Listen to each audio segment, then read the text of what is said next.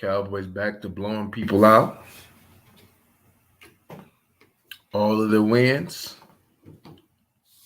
were in blowout fashion.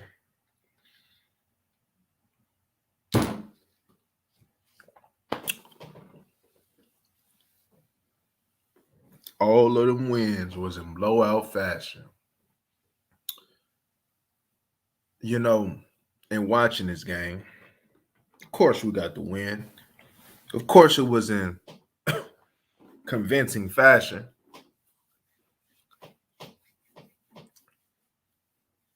But as far as questions being answered, it wasn't. But the way we won is the way that we'll pretty much win every game, and that is all three facets of the game: the offense, the defense, and the special teams being on one accord. And when they're on one accord the way that they are, this team can be beat, even with some of the deficiencies that we may have at a couple of positions.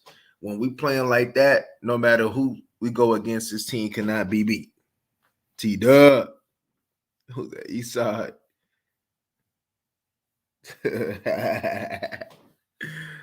Greedy, what's going on? What's going on? But so regarding the red zone issues, right? Hello. I think, look, so that first drop by Schoonmaker, evidently, that was bad. That was bad. That he needs to catch that. I don't care what we ask of him. That's a catch that Schoonmaker needs to come down with. And that's part of it. And then we can look at it on that same drive. You can look at it like CD. All right, Dak Prescott, you need to give him a better chance for CD to get that 50-50 ball. Because the way that CD went on ahead and laid out for that ball, you can see like, yeah, that's what we need to be doing. It's kind of like Mike McCarthy was listening to our live or something like, hey, throw CD up the ball. That's what I want to see. Now, I didn't get the result that I want to see, but if they don't abandon that and they keep going to that play when they need a touchdown, then they'll go ahead and fix a lot of the red zone issues. I can promise you that. It's okay. Well, welcome, Antonio, and welcome. But so a lot of the times, I heard the announcer say that the red zone issues was like in their head, and that's true. And that's true. And you could tell, like, even when he scored the last time with our fullback, you could look like, yeah, because it's something in the head, but at the same time, and he also pointed out something good. Sometimes you can go ahead and try to be too creative and too fancy for your own good. When really, if you're gonna go ahead and be good in the red zone, simplicity is what's gonna get it there. Like for instance, they just handed the ball off to the fullback, to Hunter Lipke. Something simple as that can go ahead and fix it. Throwing the ball up to CD Lamb. It's something simple as that. Something simple as maybe running a rub route. Something simple as going ahead and kind of like using like Turpin or something like that in motion. Something as simple as that can go ahead and fix your red zone issues. But when you start making things complicated, and you want to do all these fancy things to go ahead and score, you can't do that, especially when it's so close to everything. Now, we're going to go on that. One thing I also like that they went on ahead and did from the first drive on was break tendencies.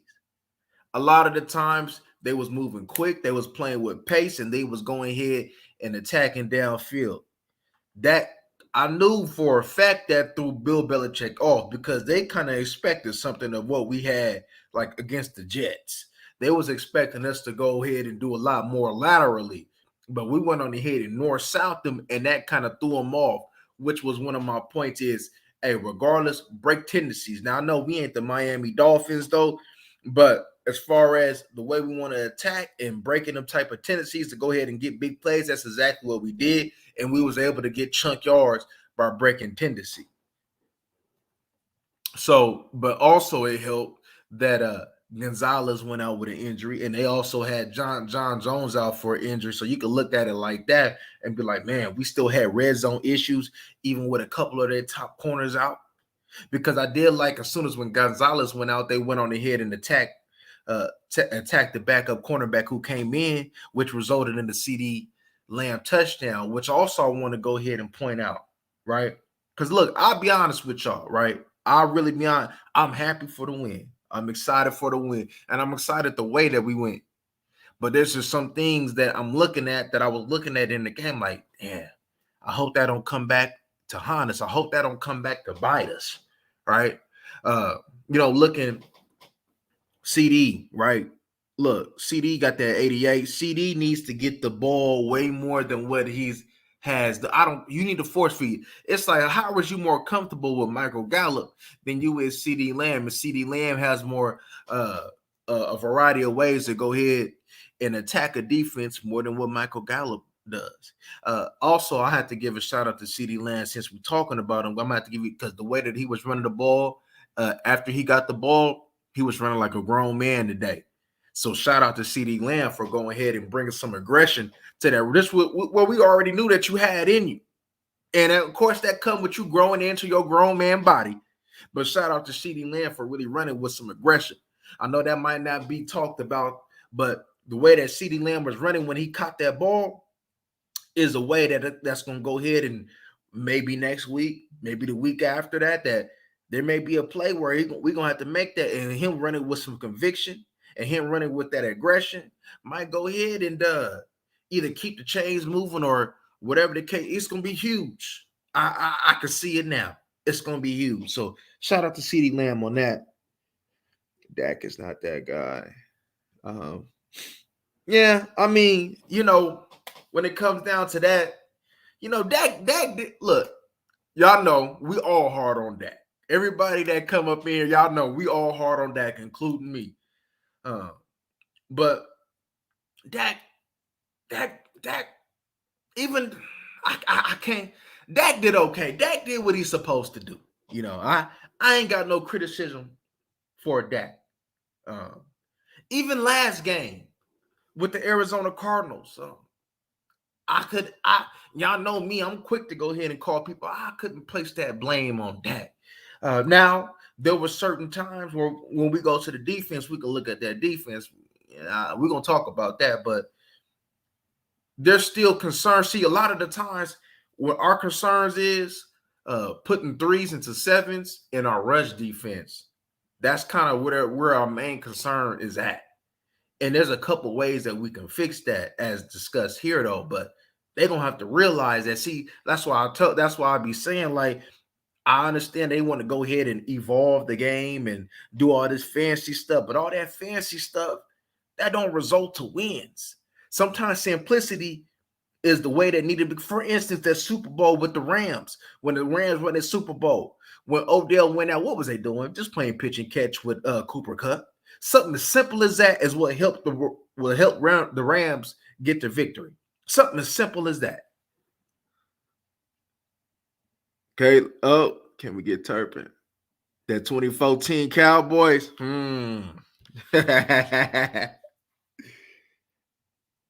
But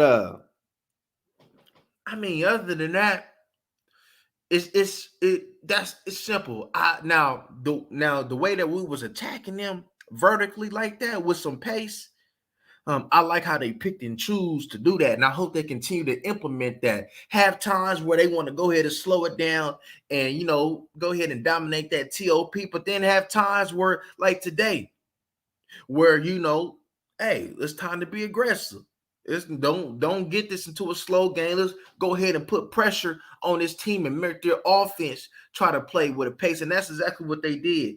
I know, like I said, Mac Jones is gonna go ahead and get a lot of heat. But Mac Jones is an IA quarterback, and a lot what's going on. I can get into that, but I'll probably get into that on another channel though. But a lot that's going on ain't totally his fault. But it's gonna look like that. It's gonna look bad, and it's gonna make. And the decisions that he was making is gonna be all of that stem from the offense. Today is what happens when your offense. See your offense. See even me. we talked about the defense sparing the offense. We talked about Mike McCarthy sparing uh Dak Prescott and babysitting him.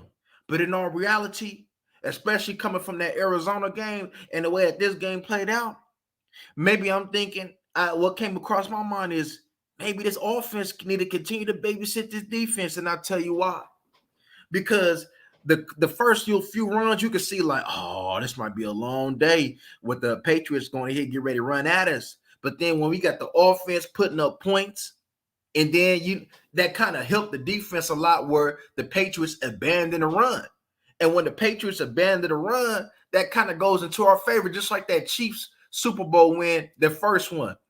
When the Niners abandoned the run, that led to the Chiefs' favor. And that's what happened to us. So when we got the Patriots trying to play catch up with us, and now it's allowing the defense to go ahead and play to their strengths, then that's when teams going to be in trouble. And that has kind of like been the formula. That's been the formula for all of our blowout wins, even with the New York Giants. When the first drive, the New York Giants was driving on us, right? They were driving on us, but then we got that blocked field goal, and then we took it to the crib. And that kind of threw everything off and threw the momentum off, and then we was able to go ahead and play to our strength, right? Because no matter what we say, I'm still looking. We still got sack chasing individuals out there. We still got stat chasing individuals out there. We understand that, and that's just what it is. That's just what we're gonna have to accept. We're gonna have to accept that our linebackers not only may use Sharman, but they are Sharman when it comes down to doing what they're supposed to do in the run game, right? You've seen Leighton. I've seen a couple times where Leighton was out of position. We're going to go ahead and get in that because that's horrible. That's just who he is, though. But it's looking like that Mike McCarthy not only going to have to babysit Dak Prescott, but he might going to have to babysit this defense. I'm just being honest. And it ain't because the defense ain't good. It's just because the defense still doesn't possess that ability to be able to take on that run game. Right? The interior of this defense is where we want it to be. The interior of your defense is solid. It is, right? And that's a testament to your D tackles because that ain't a testament to your linebackers. That's a testament to your D tackles taking initiative to dominate them centers and guards up front. Just like you can see on that QB sneak that wasn't filled. They could talk about Mac Jones, though, but we already seen that again about this defense stopping the QB sneak. I believe it was with the New York Jets, and they did the same thing. It don't matter. Y'all remember times where teams will run that QB sneak, and something like that will happen with Mac Jones, and they'll still bounce back to be able to convert it because we wouldn't get no type of pressure. We wouldn't get no type of force inside. So regardless of them wanting this to give us credit or not, I still see the difference, right? Because y'all know last year it was both. But now we can just go ahead and pinpoint it. And it's still your linebacker, it's your edge not playing. See, and also, I believe it was the first or the second drive. Your edge players had played kind of stout in that run game, which resulted in that 2-yard loss. That's how they need to play. It ain't the fact of do we have the players. It's the fact of is your players going to do it consistently? Is they going to go ahead and sacrifice for the team? And a lot of your players ain't sacrificing for the team, right? You got half sacrificing for the team, and you got half that ain't, right? And you got a couple that might have fell off a little bit, though, because I'm looking at a little bit of that coverage when it comes down to Curse and them guarding these tight ends, and Curse ain't looking as smooth as he used to do when it came down to covering them tight ends. Now, I don't know if it just something else going on, but Curse used to be real sticky, icky when it come down to them tight ends. But now it's kind of getting a little off. So, hopefully, Curse ain't falling off when it comes to that, because we already got to deal with him picking and choosing when he want to go ahead and be a force in that run game. So, but to kind of finish up on the offense a little bit before we go on the defense, one thing that I noted, Sean McKeon needs to be a third tight end. Hendershot, I'm done with him. I'm done. Not only is McKeon a better blocker, but he's going to be what you want in the third tight end. Somebody that's serviceable and that's a willing participant in that hustle that he had on that Turpin fumble. That's just the testament of who he is as a player. Hendershot, he's so inconsistent. Yeah, he may got something that McKeon don't, but he inconsistent in that, and he lightweight a soft blocker. So I'm cool off that. I'd rather go ahead and just roll with McKeon since we already look like we got to deal with some inconsistencies when it comes down to my man Schoolmaker hands. Because I'm gonna give him heavy criticism for that because he got to come down with that, right? So they gonna look at it in the stat box. Oh, Dak and them ain't converting though. But when in reality, Dak placed that on the money for Schoolmaker to go, and Schoolmaker tall enough to go ahead and get that. It hit your hands. You need to come up with it. So some of that, some of it you could place on play calling. Some of it you could play on Dak, but some of it you could play on them not going ahead and making the plays that they're supposed to make. And that's one that you got to go say, Schoolmaker, you didn't make the play that you wanted to make. But yeah, I want to go ahead and just roll with McKeon at my third tight end. If we're going to go ahead and run a lot of 12 and 13 personnel, as that's kind of shown from these past few games, then I'd rather it be with McKeon than Hendershot. That's just my personal viewpoint, and I think that that'll be better for this team. Judon's a good player, clamped. Locked up today. That's a shout out to our tackle. Also, you got to give a little bit of shout out to Edoga.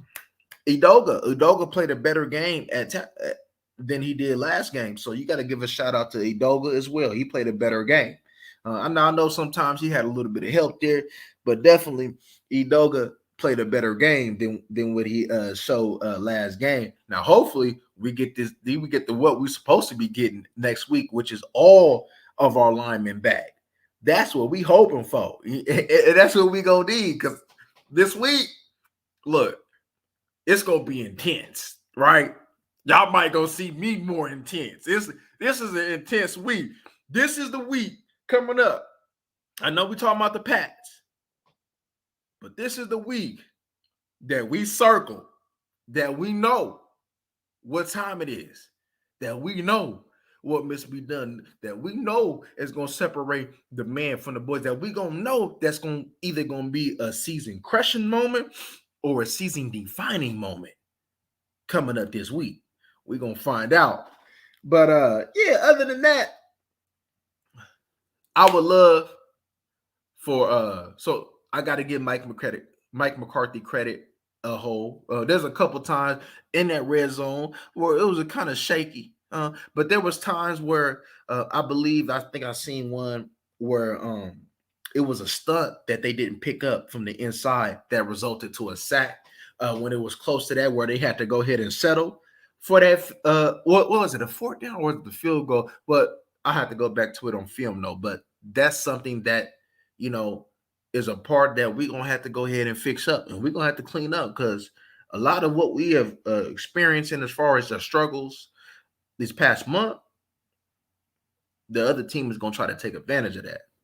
But but like I said, my only criticism is that we should have had even a better job on offense when you missing your top two corners. When you missing your top two corners and ain't nothing but backups in there, CeeDee Lamb, all of your wide receivers should have been eaten. Now, I know Jake Ferguson had a game, and we talked about Jake Ferguson having a solid game. But look,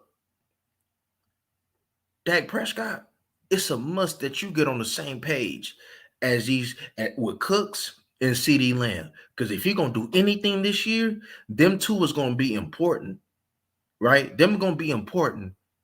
And I also heard something what the announcer said as far as that if the Cowboys go ahead and implement Cooks as a deep threat, as we should, then his offense is going to be even better. Now, it's been a month in, and I heard Mike McCarthy made this statement talking about you want to go ahead and be playing your best ball in October.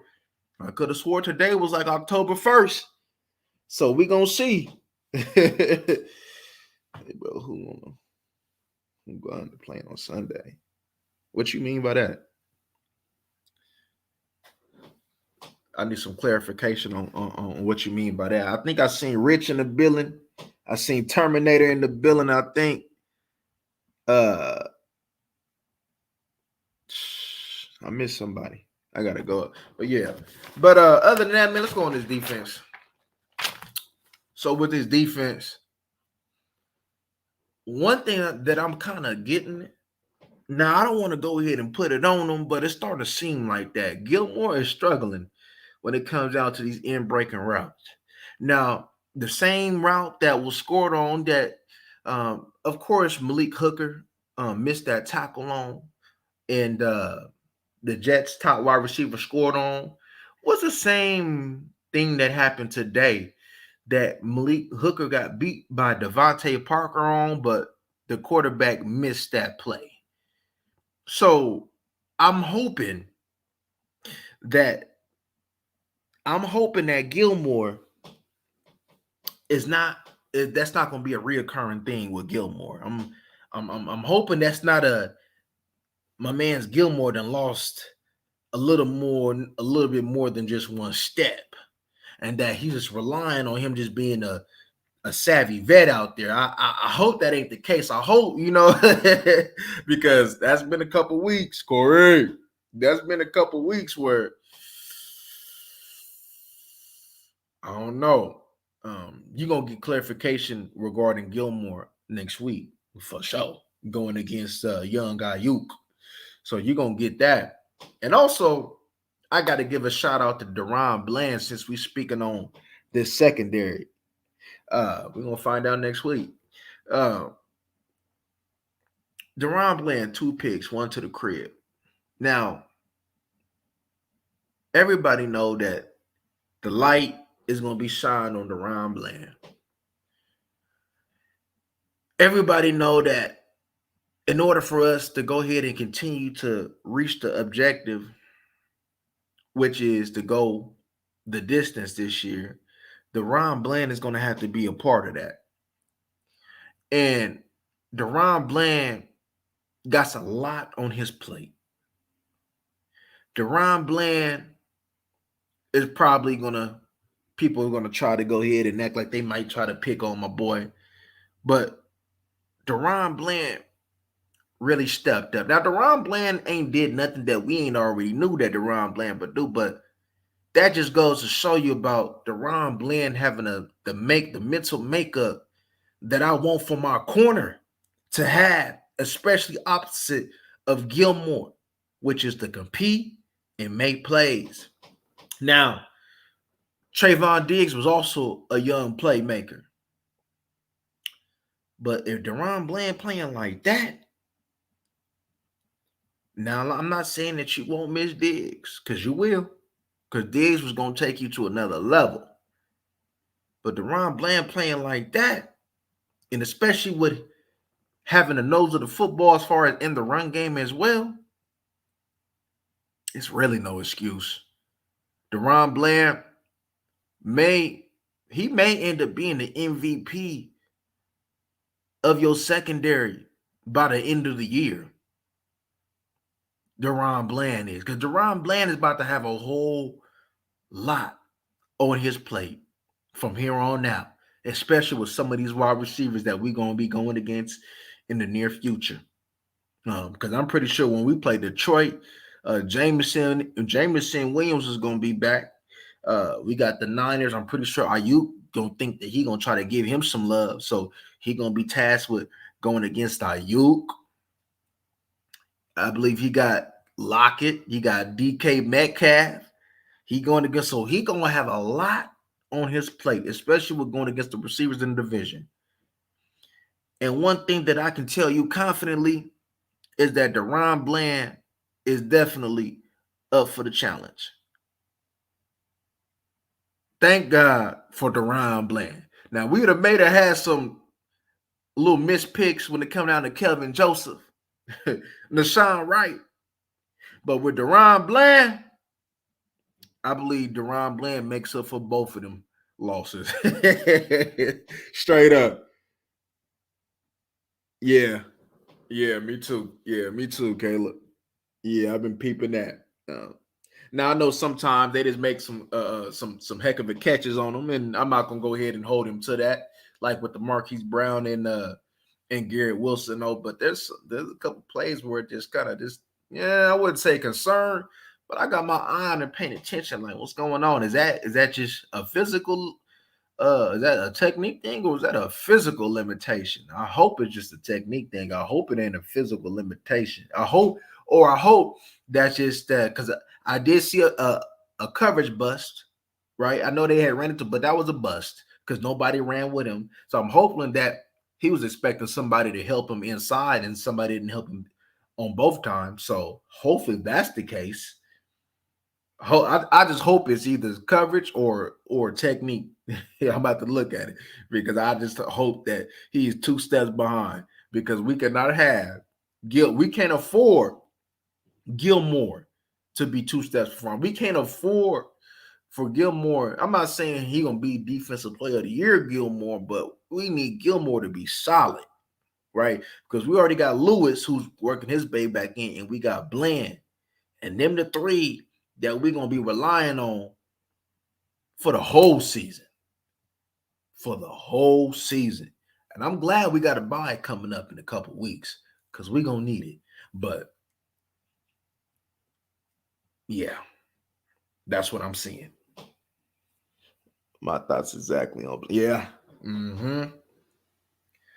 But yeah, just Bland just keep balling because even though we strong at safety, as far as being diverse, having versatile, because all of our safety, when you look at it, other than Hooker, all of your safeties is pretty much the same.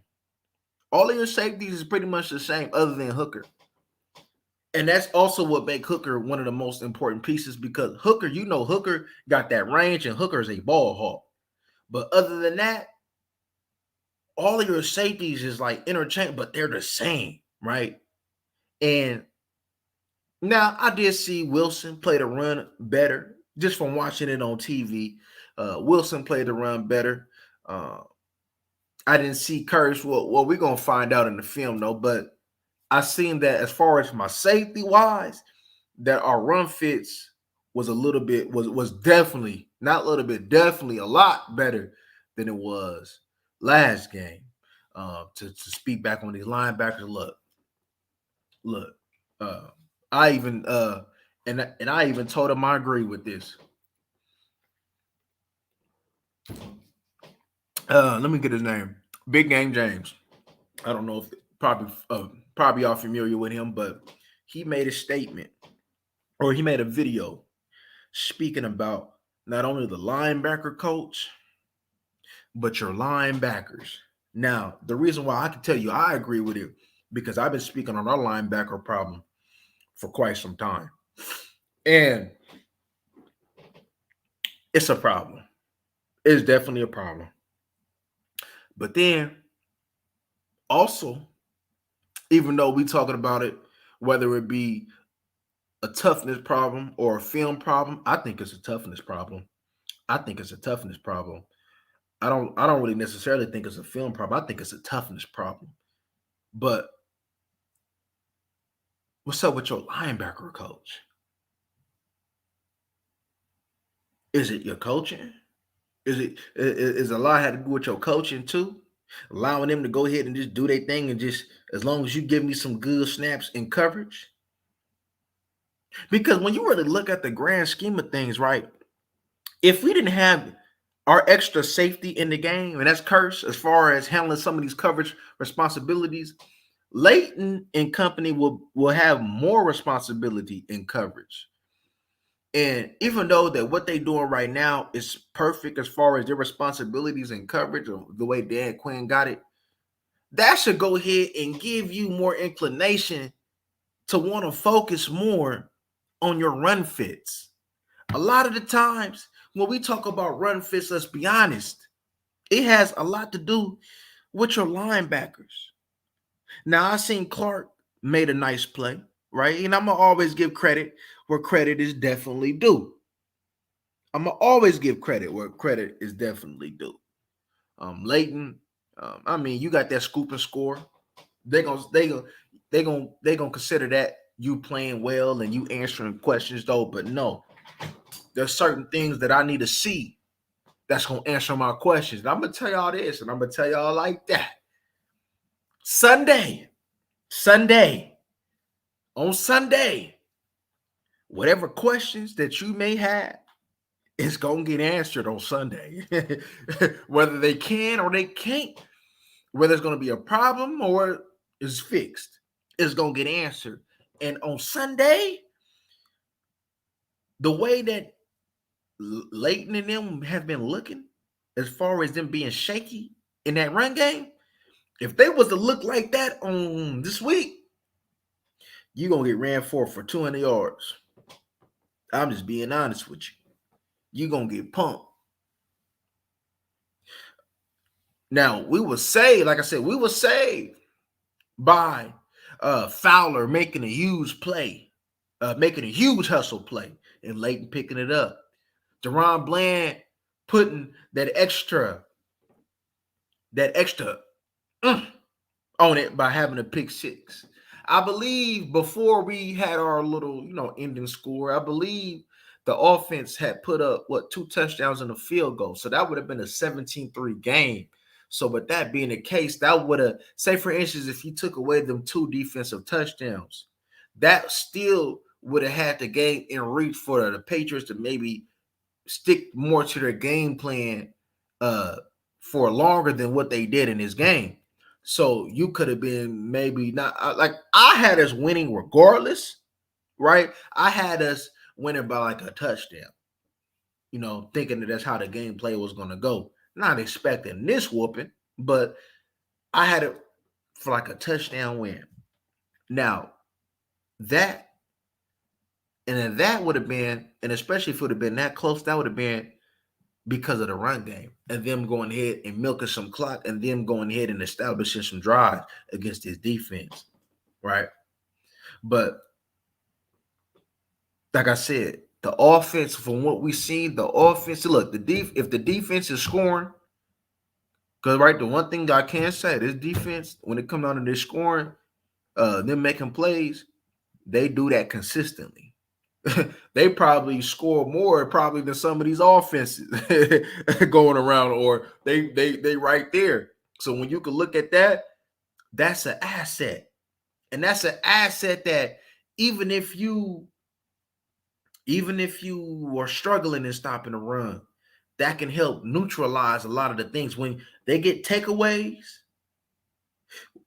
See, if we're going to continue to get punked in a run game, you got to get takeaways. You got to get takeaways. If you're going to get punked in a run game, you got to get takeaways. You got to neutralize them milking that clock. You got to neutralize them establishing that run game by getting takeaways. Now, if you ain't get no takeaways and they doing something like what Arizona did, that's when you're going to get in trouble. And then you're going to have the offense not being relaxed and feel like they're going to have to do a little bit more because now our defense is struggling, right? So everything go hand in hand. But like I said, the way I'm looking at things right now, I'm looking at things as far as maybe our offense is going to have to babysit this defense. Now, if they get a linebacker soon, then that really will be the all in all be all, and most likely will help you with our troubles as far as this run game. When you get a linebacker that's going to be a missile and that's going to come up and hit, that probably going to be the answer. That's going to probably be the all in all be all. That's going to help. That should do the trick. Getting one linebacker that's committed to stopping the run and that's committed to being a force. Because as you've seen, we thought that we was going to go ahead and get by cutting Harper, thinking that, they ain't seen nothing in Harper. And I'm sure that when I think Harper got picked up by the Bengals, that's a perfect fit for Harper. That's a perfect fit for Harper. And if Harper, and I'm going to tell you what, I'm going to be sick. If Harper get to go ahead and doing what we knew that he could do as far as being a force in that run game with the Bengals, and we're not having that here, after we already made a couple moves that was a little suspect these past couple of years, I'm going to be hot. I'm going to be hot. So unless you going and bringing somebody in and giving them for cheap, for like for real cheap, to give up something to go ahead and get you a linebacker that can help for the year or two, then I don't know what to tell you. Because even with Overshown coming back, I believe that you still gonna need another one. So if you can get Overshown to come back and have that linebacker, I believe that will help a lot for the future. But I believe you still gonna have to get that linebacker this year because you can't get away. We've been trying to, and it ain't been working. You can't get away with Curse, Marquise Bell, and Donovan Wilson to assist, right? As we stated last year, your toughest second level player, it ain't Leighton, it ain't Clark, it's your safeties. It's Wilson, it's Marquise Bell, it's Curse, and that's where it become a problem when you looking at your safeties, your strong safeties being the toughest when it come down to defending the run. Somebody that's 210, 215. That can't happen. That can't happen. That can't happen. Right? So if this defense gonna continue to do that, then you're gonna have to hope that we get takeaways and that we able to go ahead and be and put in the positions where this team is just gonna go after it, right? Yeah, as you can see, they were all determined to go ahead and get after the quarterback today, right? Especially toward the end of the game. Ain't nobody wanted to come out. Micah should have been out, but Micah wanted to hit and push that. Look, Micah a stat chasing ass. He a stat chasing ass dude. I see that. I'm like, hold up.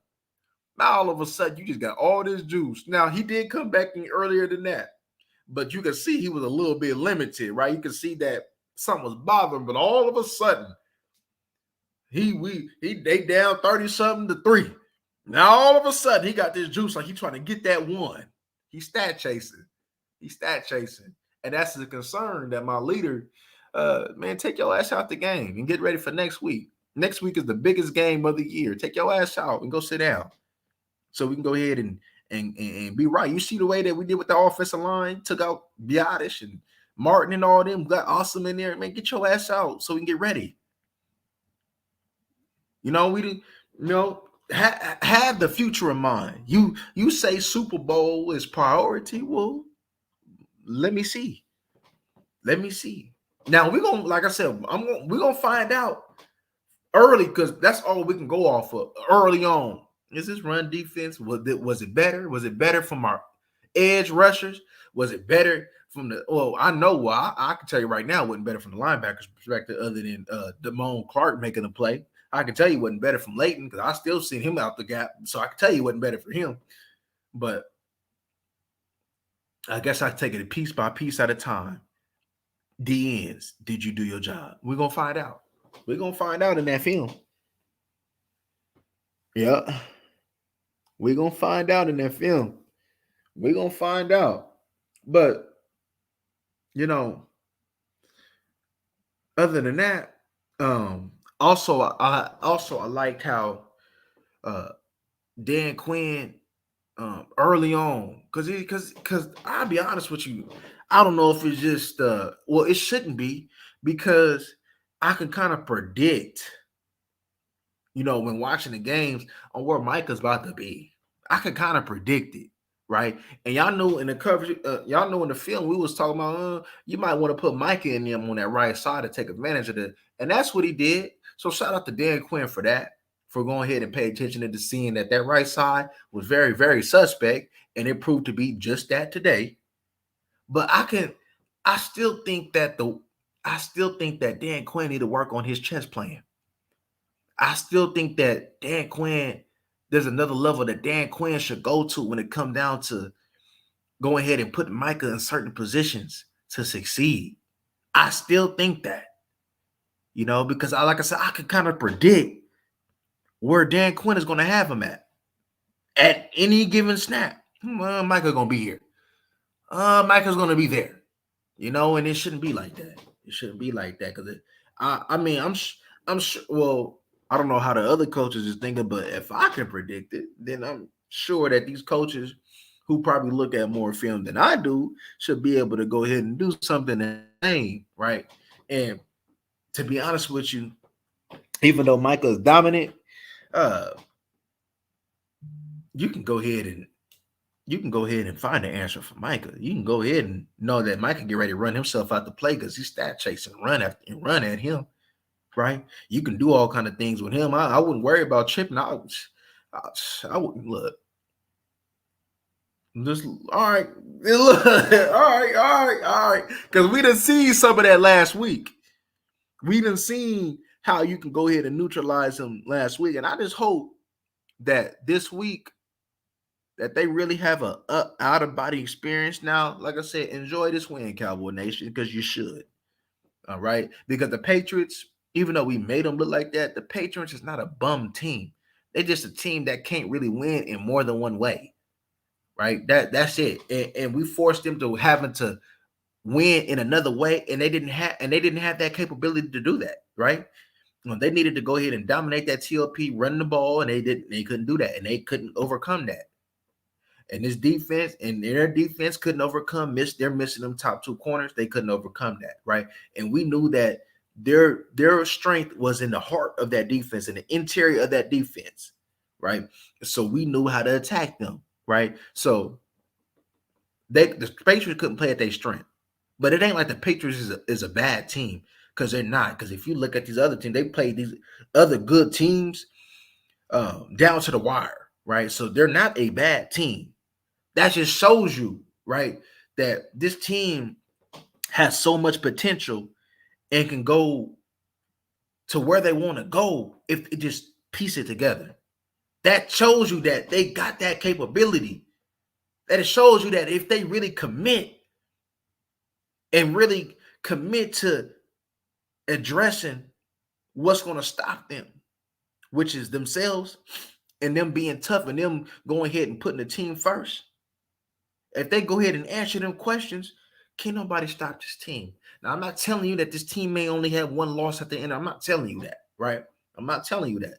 But I'm telling you that is that if this team continues to play complementary football the way that we did, and this offense continues to go ahead and do what they do, because this offense, right, no matter whether we lost or won, this offense is running the football. This offense is being physical, right?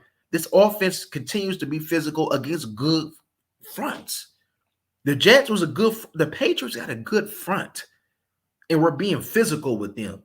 So that shows you that we got what it takes. We just got to do what it takes.